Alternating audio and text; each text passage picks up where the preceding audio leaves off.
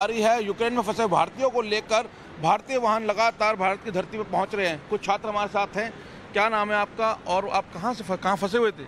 मेरा नाम अनिरुद्ध है और मैं खारकीव में फंसा हुआ था। और खारकीव से उसके बाद फिर हम लवीव के लिए निकले। लवीव से पोलैंड बॉर्डर पे, पोलैंड बॉर्डर से फिर अभी आपके पास है। क्या स्थिति है इस वक्त खारकीव में? क्या परिस्थितियाँ थी जिसको झेल के आप यहाँ पहुँचे हैं? खारकीव में पहले तो नॉर्मल था, लग नहीं रहा था कि इतने आगे तक बात जा सकती है, वॉर भी हो सकती है। लग रहा था कि बातचीत से हल निकल जाएगा, बट उसके बाद ट्रीटी वगैरह यूक्रेन ने कुछ ऐसी साइन कर दी जो उसको नहीं करनी चाहिए थी। उसके बाद रशिया ने फिर पहले तो नॉर्मल शेलिंग रखी, आउटर एरिया पे रखी, बॉर्डर्स पे। उसके बाद उसने धीरे धीरे इन्वेशन करना स्टार्ट कर दिया, आने लगा, अंदर आने लगा। फिर में एक छात्र की भी मौत हुई थी, क्या वो भी आप लोगों के साथ ही थे? वो मेरे वाले स्टेशन पे ही, मेरे जस्ट बगल वाले बेड पे लेटा हुआ था, मतलब नीचे। किन परिस्थितियों में वो बाहर निकले थे, क्या रहा था उसके बारे में बताएं। रात कर्फ्यू लगता था उधर, कर्फ्यू लग जाता था रात को 8 बजे सुबह के 6 बजे तक। तो उस बीच में अगर आप बाहर जाओगे तो आपको गोली मारने के आदेश थे। कोई भी दिखेगा उसको गोली मारने के पूरी थी। अगर उनको शक होता है तो गोली मारेंगे। अगर बात करके अगर बंदा बता देता है अपने आप को कि मैं इंडियन हूँ या फिर कुछ भी हूँ तो शायद छोड़ देते थे।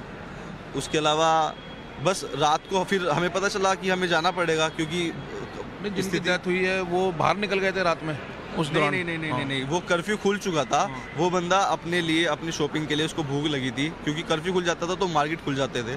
तो वो अपने लिए कुछ सामान लेने के लिए, बिकॉज मार्केट्स के अंदर काफ़ी रश होता था, तो लाइन मार्केट के बाहर आ जाती थी।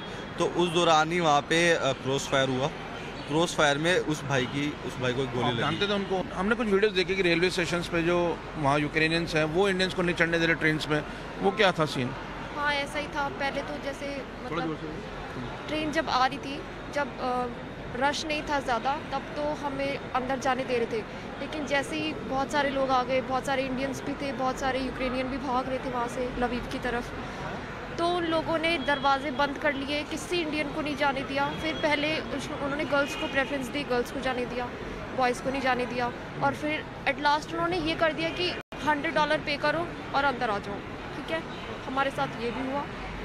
तो हम लोग उस ट्रेन में भी नहीं जा पाए। एटलीस्ट हमारी 2 ट्रेन्स मिस हुई। हम लोग सुबह 6 बजे स्टेशन पहुँचे थे और कंटिन्यूस बाहर बॉम्बिंग हो रही थी, बॉम्बार्डिंग हो रही थी बाहर।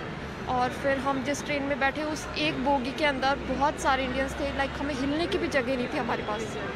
ये वो छात्र हैं जो खारकीव में फंसे हुए थे और इन्होंने बॉम्बिंग देखी है, और जो भारतीय छात्र की मौत हुई है वो इन्हीं के साथ उसी बंकर में मौजूद थे। और थोड़े दिन बाद उनके साथ हादसा हुआ।